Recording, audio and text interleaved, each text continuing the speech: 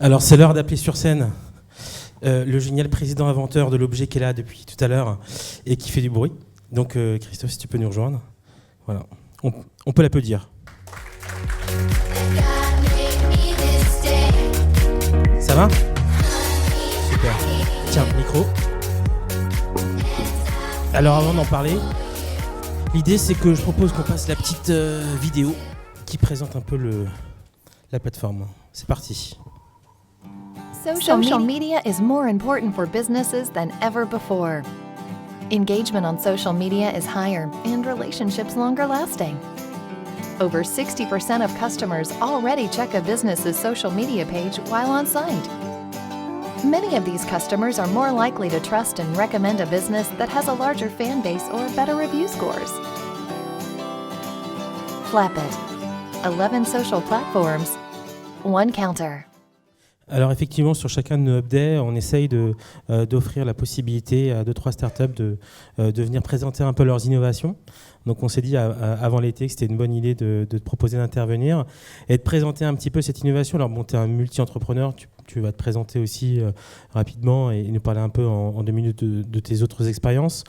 Mais là, l'idée, c'est vrai que on s'est dit qu'on a beaucoup travaillé, nous au Web Institute, sur le retail. Et effectivement, l'impact social est souvent considéré comme un des premiers assets pour engager avec les clients. Qu'est-ce que tu en penses ? Et puis, présente-toi 2 minutes quand même avant de démarrer. Vas-y. Bonjour à tous, merci pour cette opportunité. Flapit, c'est une société qu'on a créée... Micro bien collé là, vas-y, d'accord. Sinon ça passe pas. Habitué. C'est une société qu'on a créée il y a 2 ans. Ouais. On est une équipe de 5 personnes. Donc ça a été un vrai challenge pour moi parce que ça fait plus de 10 ans que je crée des sociétés, mais c'était plus axé dans le software. Avant, j'étais dans l'advertising online. Donc c'est vrai que c'est un projet qui a été assez passionnant et assez difficile aussi. Parce que là, tu passes dans le hardware. C'est l'hardware, ouais. Ça porte bien son nom.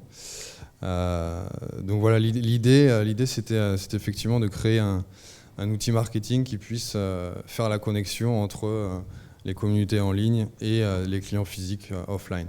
D'offrir une espèce d'attractivité qui puisse donner la possibilité aux marques de personnaliser au maximum ce compteur, mais aussi de donner une vraie attractivité pour les clients. D'accord. Et donc on le voit, tu as des statistiques qui, effectivement, je pense qu'ils vous ont encouragé à avancer dans cette voie, d'essayer de vraiment proposer, de tout de suite montrer l'éco-social et la communauté en fait que les marques, les retailers, parce que c'est des choses qu'on peut présenter en boutique, en façade, c'est des choses qu'on peut aussi mettre dans les halls d'accueil des entreprises. Donc c'est un multi-usage et vous avez vraiment travaillé sur l'idée d'être multiplateforme quelque part. Je pense que c'est ça qui va jouer aussi, c'est de s'adapter aux plateformes sociales, qu'elles soient asiatiques, américaines, internationales. Tu peux en parler un peu ? Exactement. Donc oui, c'est vrai qu'avant de lancer ce produit, on a fait quelques études et on s'est rendu compte que dans plus de 60% des cas, les clients faisaient plus confiance à une marque qui affichait sa présence en ligne comparé à une marque qui ne le faisait pas. Ensuite, effectivement, oui, on a développé donc, cet outil pour que ça puisse s'adresser autant aux points de vente qu'aux hôtels, aux bars. Et donc effectivement, un hôtel va être plus présent sur les plateformes comme TripAdvisor ou Facebook. Par contre, un Zara sera plus présent sur Twitter et Facebook. Donc l'avantage de cet outil-là, c'est que vous pouvez vraiment utiliser la plateforme où vous êtes présent, là où les plateformes où vous êtes présent, et aussi personnaliser des messages. Donc créer vous pouvez même créer une espèce de campagne marketing, l'inclure dans... Oui, parce qu'effectivement, il n'y a pas que des chiffres, il y a aussi le côté hashtag. Là, dans celle qui est exposée à l'extérieur, il y a hashtag update. Donc, il y a la possibilité de passer des mots, des messages et de pousser carrément les updates, les hashtags choisis par la marque, en fait, c'est ça. C'est ça. Ouais. Et d'alterner aussi de switcher par rapport à la présence sociale sur différentes plateformes aussi. Donc il y a plusieurs façons de l'intégrer, mais effectivement, donc on peut prendre un exemple dans un point de vente. Vous pouvez proposer 10% de réduction pour chaque like. Donc ça, c'est des messages que vous pouvez afficher directement sur le compteur.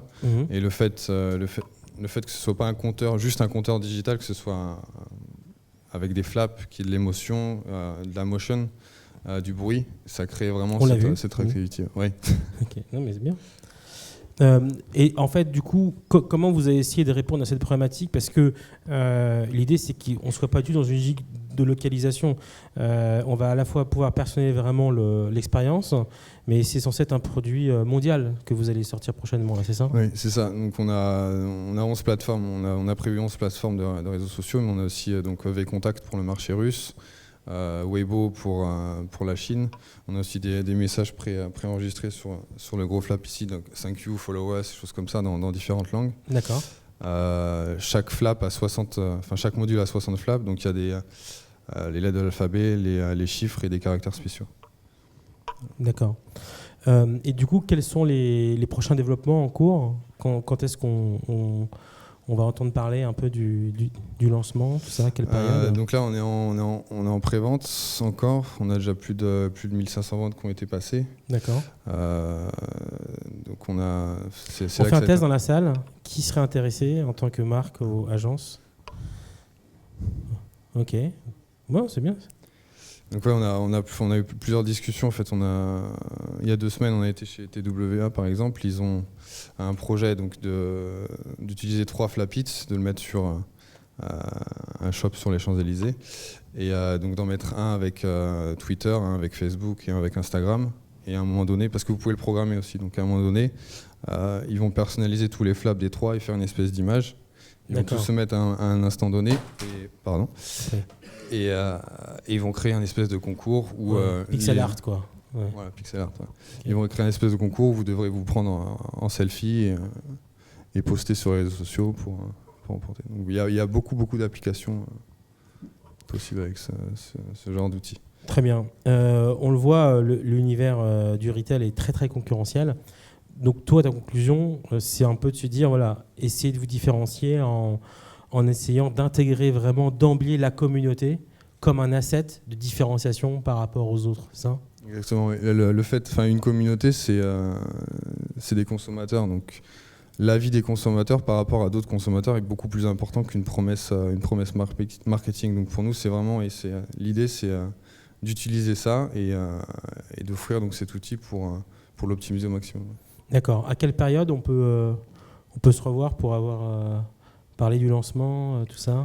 Je pense que pour le Hop Forum, on pourrait être en septembre, on pourra. Ok, good news. Ouais. Super. Ouais. Écoute, merci beaucoup. Merci à vous. Et à bientôt pour la dernière ligne droite.